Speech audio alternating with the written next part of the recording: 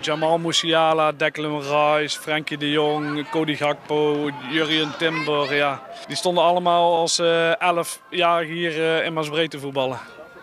En daar kan over een paar jaar ook wel eens de naam van Finn Boots uit Maasbree tussen staan. De voetballer maakte zaterdag bij het NWC onder 12 toernooi zijn debuut bij een toernooi namens VVV Venlo. Eerst begonnen we met een week samenwerking en daarna gingen we echt beginnen met trainen. En we hadden wel een paar oefenwedstrijden en nu begint het echte wel. Nadat Finn gescout werd, kreeg hij trainingen bij het talentenplan. Een jaar later mocht hij instromen bij een team van VVV. Ik zit nog in groep 8, dus ik ga eerst gewoon naar school.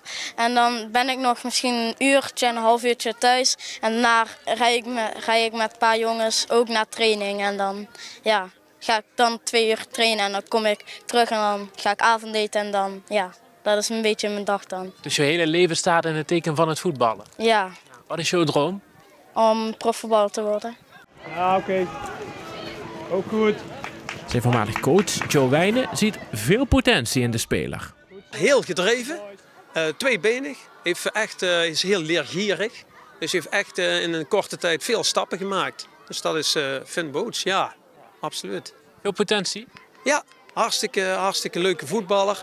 Als je hard blijft werken en ambitieus bent, en dat is hij, dan kun je een heel eind komen met zijn kwaliteiten die hij al heeft. Ik sta verschillende posities, want ik weet nog niet echt waar ik ga spelen.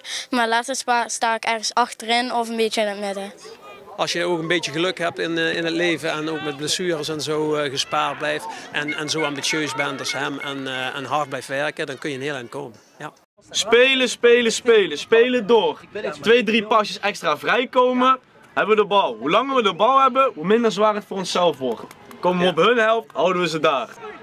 Het internationale voetbaltoernooi voor teams onder de 12 jaar halen dit jaar verschillende topteams voor het eerst naar Maasbree. We dit jaar voor het eerst Swansea City uit Wales hebben. We hebben dit jaar voor het eerst Werder Bremen uit Duitsland. En we hebben dit jaar voor het eerst Aston Villa uit Birmingham. Hoe kun je ze verleiden om hier naar Maasbree te komen? Ja, het spreekt zich natuurlijk ook wel een beetje rond dat het wel een van de betere onder 12 toernooien is.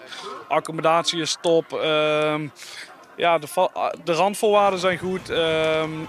Tegenstanders zijn sterk. Dus ja, dan zijn ze al vaak snel geïnteresseerd om te komen. Het regio-team onder leiding van diezelfde Joe Wijnen deed het goed op het toernooi. Het team bestaat uit spelers uit de regio. Mensen uit Venlo, uit Hout-Blerik, uit Blerik, uit Panningen, uit Helden, Maasbree. Dus een leuk samengesteld team. Met potentie ook weer, maar zijn allemaal een jaartje ouder. Maar gewoon wel een goede club, goede groep. Ze wonnen gelijk de eerste wedstrijd van Swansea City.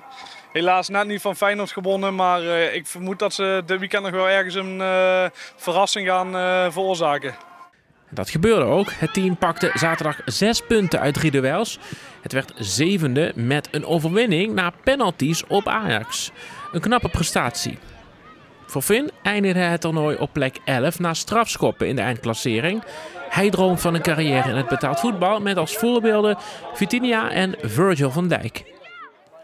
Ja, zij doen het spel hoe ze het willen. Door hun acties gaat het spel zoals ze het willen. Ja.